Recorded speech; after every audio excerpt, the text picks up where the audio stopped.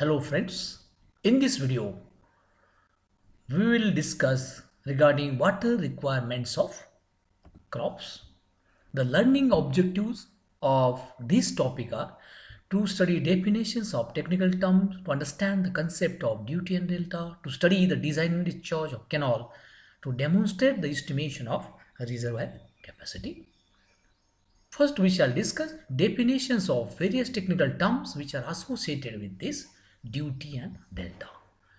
First is gross commanded area GCA. The total area lying between drainage boundaries which can be commanded or irrigated by a canal system or water course is known as gross commanded area. So this gross commanded area which includes villages, various drainage boundaries, local ponds, unbarren land, unfertile land, even canal system, everything it includes under gross commanded area. Cultivable commanded area CCA. Gross commanded area contains some unfertile barren land, local ponds, villages, graveland, yards, etc., which are actually unculturable areas. The gross commanded area minus these unculturable area on which crops cannot be grown satisfactorily is known as culturable commanded area. So culturable commanded area equals to gross commanded area GCA minus unculturable area. Next is culturable cultivated area. The area on which crop is grown at a particular time or crop season is called as culturable cultivated area. Area is culturable, at the same time cultivation is done, and that's which is called as culturable cultivated area. Culturable uncultivated area. The area is culturable but it is not cultivated, is called as culturable uncultivated area. So for a particular crop season or for a particular time period, crops are not grown on a land, on an area. It is called as culturable uncultivated area. So this cultivation is not done due to following reasons. Very first is to increase the fertility of soil which has been reduced due to intensive cultivation. Next is to produce pasture land for cultivation. Next is the crop to be sown in that land has different crop season to protect the land from possible danger of water logging. So these are the few reasons due to which normally sometimes on cultivable land cultivation is not done. Next is intensity of irrigation. Percentage of cultivable cultivated area that is cultivated in a particular season. This is called as intensity of irrigation. Next is crop season. In India, mainly there are two crop seasons. One is called as Kharif season and second is called as Rabi season. Kharif season is also called as sometimes monsoon season. 1st April to 30th of September comes under Kharif season. 1st October to 31st of March comes under this Rabi season. Crop ratio. The ratio of area irrigated in Rabi season to that irrigated in Kharif season is known as crop ratio. It is the ratio of area irrigated in Rabi season to that irrigated in Kharif season. The crop ratio is so selected that the discharge in the canal during both the seasons may be uniform. So this Rabi crop ratio, Kharif ratio is considered as 1:2. The meaning is that the area irrigated under Rabi season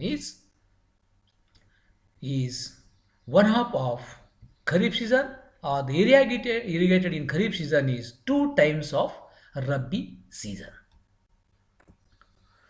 Definitions of technical terms continue. Overlap allowance.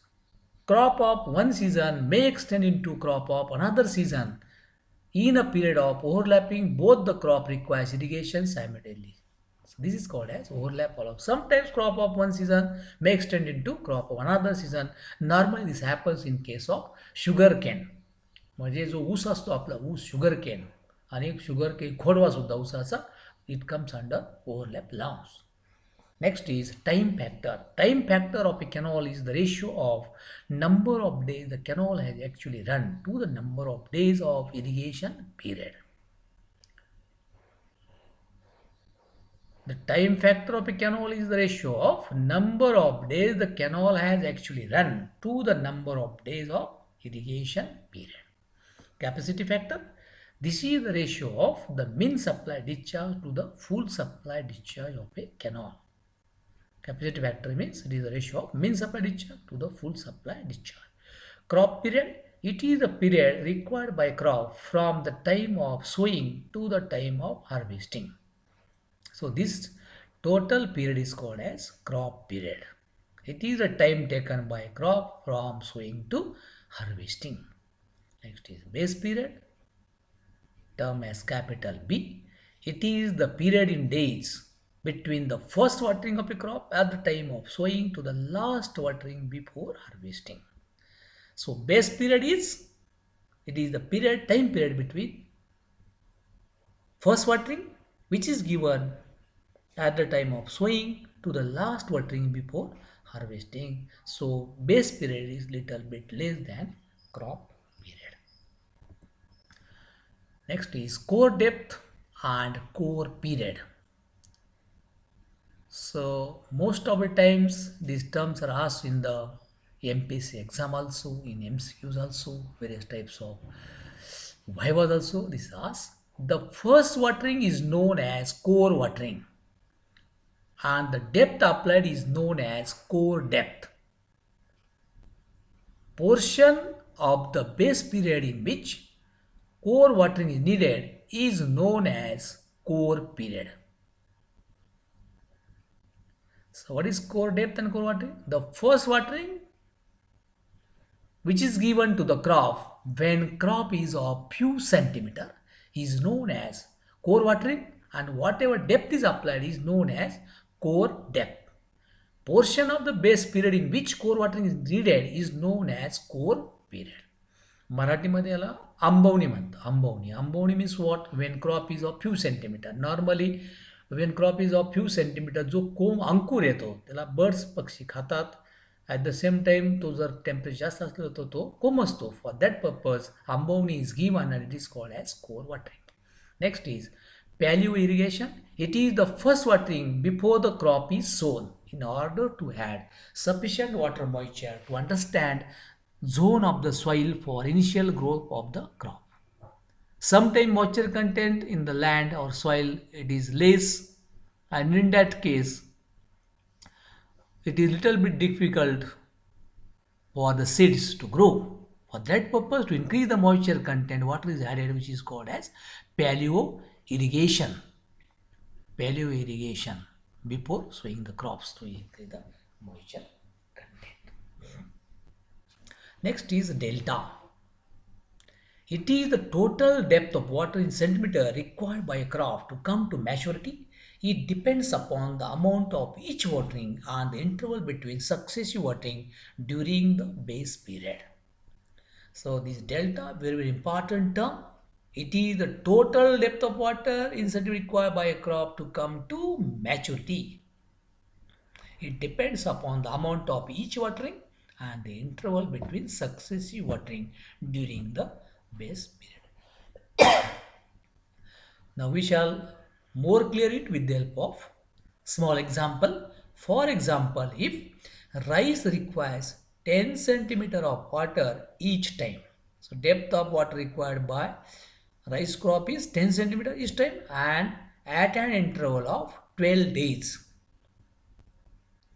The gap between two watering is 12 days in the period of 120 days. So how you will get total depth? Depth of water required by one watering multiplied by number of waterings. So one can calculate number of watering with the help of total period is 120 days divided by interval, that is after 12 days. 120 by 12 multiplied by 10 comes to be 100 centimeter. So total depth of water required by the crop, that is delta, is equals to 100 centimeter. Now this is the table which gives idea regarding average values of delta for different crops. For sugarcane crop, delta is 90 centimeter. For rice, it is 125 to 150 centimeters. So total depth required by the crop. Cotton, it is 25 to 40. For gram, it is 30. For wheat, 37.5. Groundnut, 45. Maize, 45. Fodder crop, it is 22. For tobacco, it is 60 centimeter. So normally in our areas, for gram, that is हरभरा peak कमी पाणी लागतं. Normally एकच पाणी दिलं जातं when ते फ्लॉवरमध्ये असताना, आणि शुगर केनला आपल्या एरियामध्ये जास्तीत जास्त पाणी लागतं. आणि that's why delta is 90 centimeter. For rice, in this copper origin, no rice is taken, but it requires more water, 125 to 150 centimeter. So this is all about different technical terms and delta. Thank you.